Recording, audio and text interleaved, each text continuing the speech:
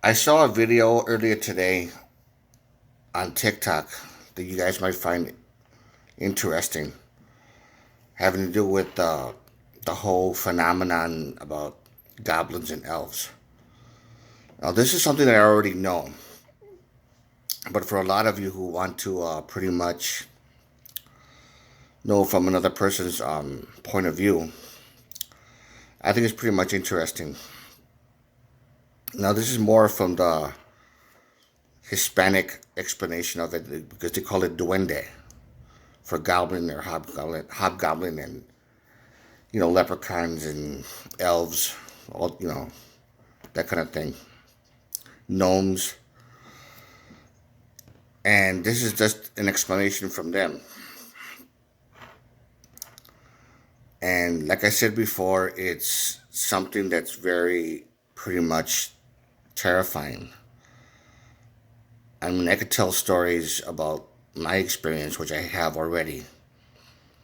I think I pretty much talked about my sleep paralysis and the things that I went through. But what I noticed also, especially in my case, because I don't get bothered by them anymore. It's been I would say about close to 5 years now.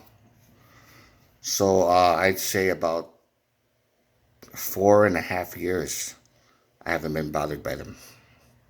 About maybe a little bit longer than that. I don't know. But the thing is,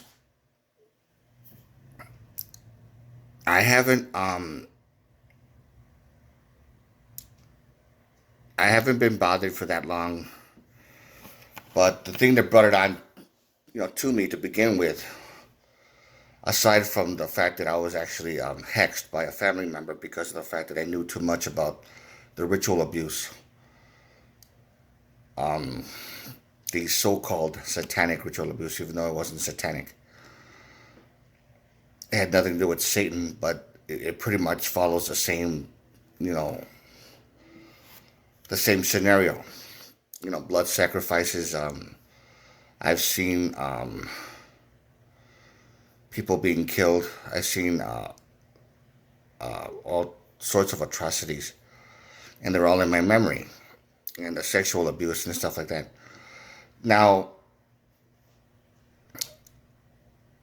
I wasn't supposed to remember any of those things and to know who the perpetrator was. So that was too much of a liability, and that's why my aunt put a hex on me in hopes that it would destroy me, by degrees. Now, I don't understand why they had to go as far as to have it done like that. Not that I wanted to have it done any kind of way, but I'm wondering if they found me as to be some sort of threat, a serious, significant threat, which they did. Why couldn't they just get someone just to stuff me out right away? A simple, gun to the head and pow. Make it look like a mugging. I got mugged, whatever, and that's why I got shot in the head and I got killed right away. Why not just take me out real quick that way? That's what I don't get. I don't understand that. Why do it this way? And the only explanation that I could come up with is the fact that as I'm suffering from sleep paralysis, as I'm suffering from these creatures, more negative energy gets emitted out. It gets pulled out. Because if I get killed right away by somebody that who just took me out right away with a gun, it's over with right away. It's too quick. It's too simple, and very little negative energy comes out of it. But by doing it this way, they're destroying me by degrees, and a lot of negative energy, a lot of negative energy gets vacuumed out. It gets pulled out, and they feed off of it. And also, my aunt who's been doing all these rituals to me, she benefits from it as well. She gets a great deal of negative energy that gives her power, and that's the only explanation that I could actually think of. The only explanation. So that's to me that makes sense. I think that's the only way that I could describe it. I don't know if there's any other reason other than that. Anything that would pretty much pan out. But in my case,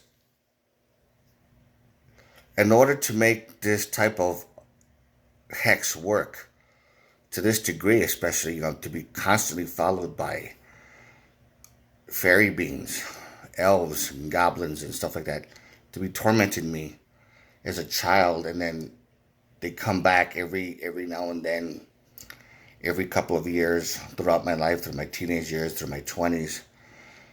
Things will be quiet for a couple of years, and then they'll come back to haunt me, and then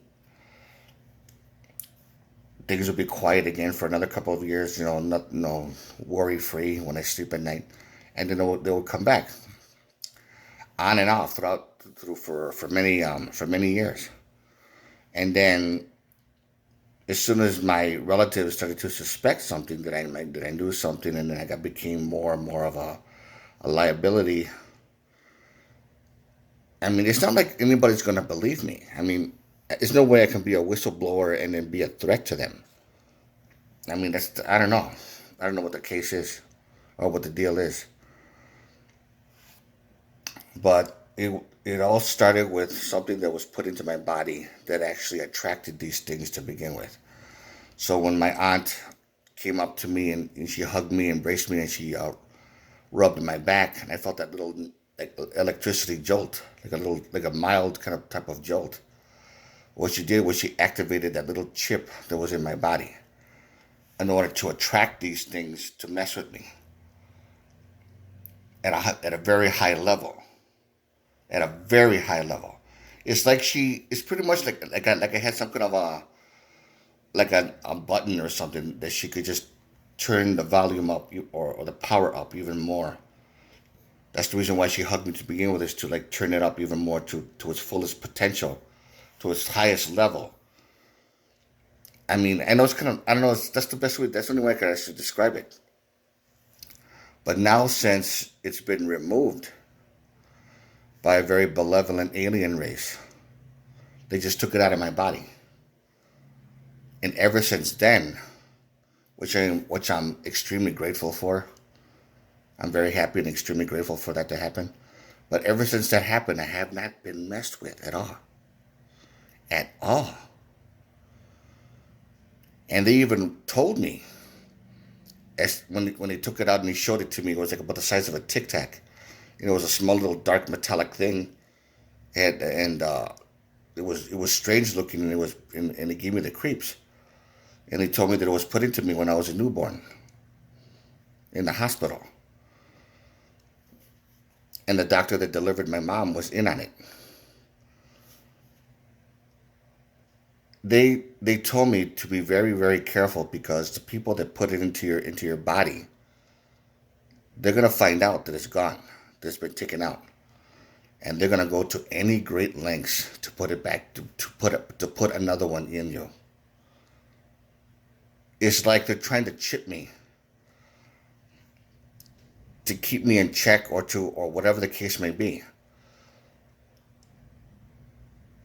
So they told me to be on my guard, which I have been. Ever since my mother died, my aunt tried to hug me again, and I just gave her that look like, don't even fucking touch me, bitch. I gave her that look, and then she backed off. But I just don't trust anybody. I don't trust my family anymore on my mother's side. And it's getting to the point where I don't even trust anybody. I mean, it might seem like I'm getting too paranoid, but I don't think so. It's very it's very sad that it has to come to this, but I'd rather have nobody in my life that's a relative if I feel that my life is in danger, if I feel that my safety is in danger. Otherwise, I wouldn't mind that, being around my family. But I just do not want to take any chances, especially if I'm being antagonized. I don't trust my aunts anymore. I don't trust my uncles. I don't trust anybody from my mother's side of the family. As far as my siblings, it's kind of like there's some family drama there, but that's something different. Anyways, that's how it was for me. I don't know about anybody else. But here's a video clip of this guy's explanation about duendes. So hopefully you might find it interesting. And if you like this video, again, give it a thumbs up. Questions or comments, you know what to do. And to all of you, take care. And watch this clip. Yo, what's up guys? Today we'll be talking about the infamous duendes, also known as garden gnomes or goblins. Let's get started. Garden gnomes are mischievous spirits who take the form of garden gnomes or goblins. They originated in Latin America, Europe, or in Spain. These horrifying mythical looking creatures are said to live inside the walls in houses and even the walls of the children's room. People say that garden gnomes will take toenail clippings while you sleep, even a whole toe. They are even known to move things around and make you go insane. There has been dozens of reports and claims of seeing duendes vary from sizes from 2 to 4 feet tall. Some even think they travel to the 5th dimension, almost traveling through portals. Here are a few clips and sightings. This is by far the scariest one I've seen.